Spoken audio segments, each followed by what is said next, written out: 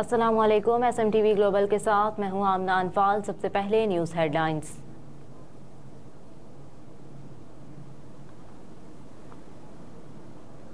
कायद मुस्लिम league नून नवाज शरीफ ने कहा कि हमारे साथ जुल्म हुआ, इलेक्शन मुल्क की मफाद के खिलाफ कोई काम नहीं किया, साजिशें करके मुल्क उजाड़ दिया गया, अब भी सबक ना सीखा तो नुकसान उठाएंगे। सियालकोट में वर्कर्स कन्वेंशन से खिताब करते हुए नवाज शरीफ ने कहा कि मेरी जेलों, जिला वतनी और मुकदमात का दौरे इक्तदार से ज्यादा है। मैंने मुश्किल और अच्छा वक्त देखा। 2017 से लेकर आज तक मुसलसल हमारे खिलाफ सजाओं का सिलसिला चलता रहा। ये सिलसिला कुछ ही देर पहले खत्म हुआ। वजारत उज़्मा देखी तो मुल्क बदरी, मुकदमात और जेलों का सामना भी किया, लेकिन कभी हिम्मत नहीं हारी। कहा कि नहीं मालूम 1993 में हमारी हुकूमत ख़त्म करने की क्या वजह थी। उस वक्त हमारी इक़्तिसादी तरक्की भी हमसाया ममालिक से बेहतर थी और हमारा रुपया भी बेहतर था।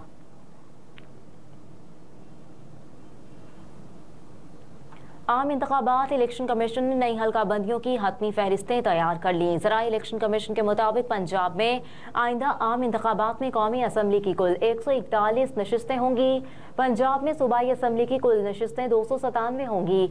ज़राई इलेक्शन कमीशन ने कहा कि लाहौर में कौमी असम्बली की कुल नशिस्तें 14 होंगी, जिनमें कौमी असम्बली की नशिस्तें NA 117 से लेकर NA 130 तक होंगी।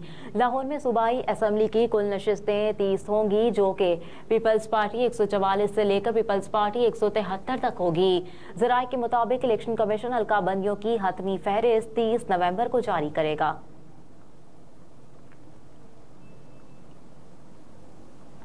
रहनुमा मुस्लिम लीग नून ख्वाजा आसिफ ने सियालकोट में खिताब करते हुए कहा कि मेरा ईमान था, मेरा कायद वापस आएगा। अल्लाह ने मुझे सुखरू किया, इंशाअल्लाह 8 फरवरी को फिर वज़ीर आज़म बनेगा। कहा कि नवाज शरीफ की कुर्बानी की एक लंबी दास्तान है। नवाज शरीफ कारकुनों के लिए रोशनी का मीनार बने।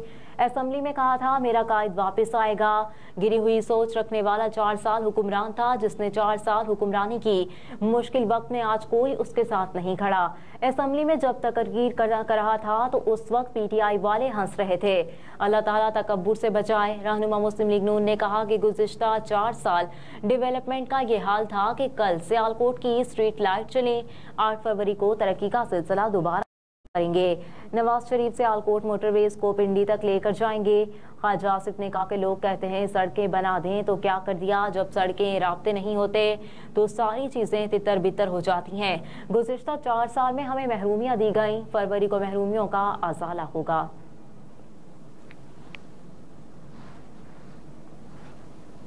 सिविल एविएशन अथॉरिटी ने अफगानिस्तान से पाकिस्तान की फ़ज़ाई हुदूद में आने वाली परवाज़ों के लिए नई हिदायत जारी कर दी। CAA के मुताबिक काबुल में ताहाल एयर ट्रैफिक सर्विस मुअत्तल है। अफगानिस्तान जाने वाली परवाज़ें अपने रिस्क पर जा सकती हैं। CAA 9 टीम के मुताबिक पाकिस्तान की हुदूद में दाखिले से 15 मिनट कबल एयर ट्रैफिक कंट्रोल को आगाही देना होगी।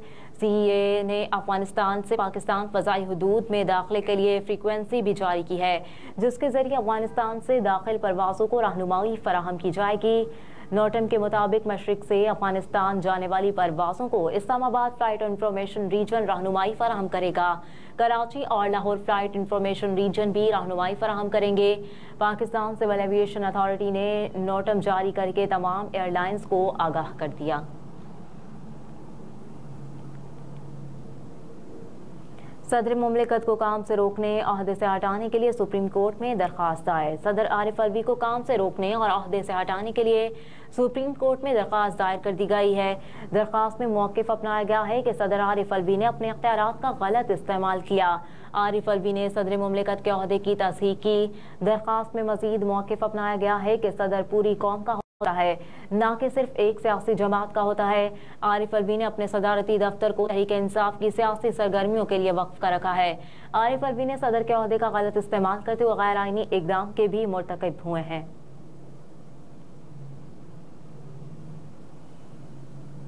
सोने की फी तोला कीमत में 800 रुपये का इजाफा। सराफा बाजार एसोसिएशन की जानिब से जारी करदा बयान के मुताबिक सोने की फी तोला कीमत में 800 रुपये का इजाफा किया गया है।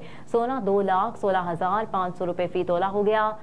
10 ग्राम सोने की कीमत में 686 रुपये का इजाफा किया गया, जिसके बाद 10 ग्राम सोना 1,85,614 रुपये पर पहुँच गया। आलमी मार्केट में सोना $9 के इजाफे से $222 फी औंस का हो गया।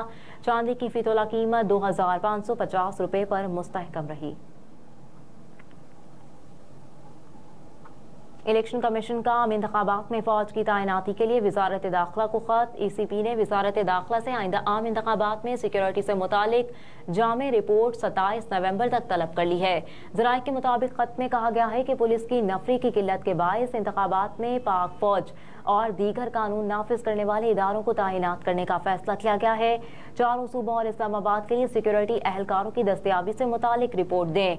खत में सूबों में नफरी की किल्लत से मुतालिक भी इलेक्शन कमीशन को तहरीरी आगाह करने की हिदायत की गई है। खत के मुताबिक विफाक और चारों सूबे आइन के तहत इलेक्शन कमीशन की मुआवनत के पाबंद हैं।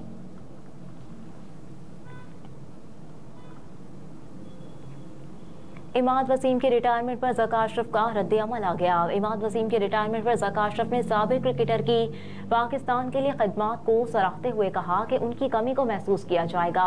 ज़का अशरफ ने कहा कि इमाद वसीम की वाइट बॉल क्रिकेट में परफॉर्मेंस टीम में जीत के लिए कलीदी रही है। ताहम उनके फैसले का एहतराम करता हूँ और PCB की मैनेजमेंट कमेटी की जानिब से आपकी पाकिस्तान के लिए खिदमात का शुक्रगुजार हूँ और आपके ताबनाक मुस्तकबिल के लिए नेक तमन्नाएं हैं।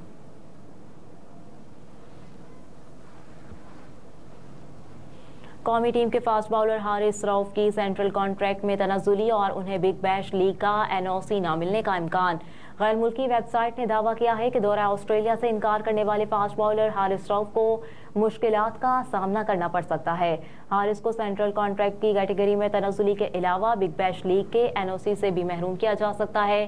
पाकिस्तान क्रिकेट बोर्ड ने ऑस्ट्रेलवी बिग बैश लीग के लिए हारिस रऊफ, जमान खान और उसामा मीर को भी अभी तक NOC जारी नहीं किया, जो चंद रोज बाद 7 दिसंबर से शुरू हो रही है। इसी हवाले से PCB हुक्काम ने कहा कि इस मुतालिक ताहाल फैसला नहीं हुआ, ताहम मामला ज़ेर गौर है।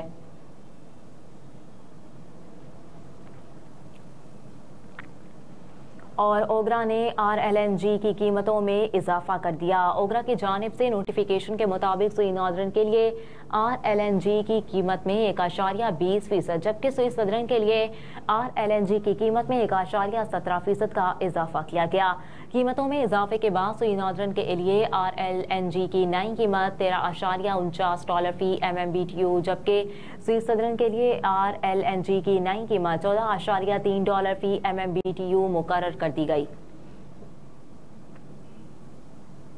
हेडलाइंस आप जान चुके। इसके साथ ही न्यूज़ स्टूडियो से फिल वक्त इतना ही। आप देखते रहिए SMTV ग्लोबल।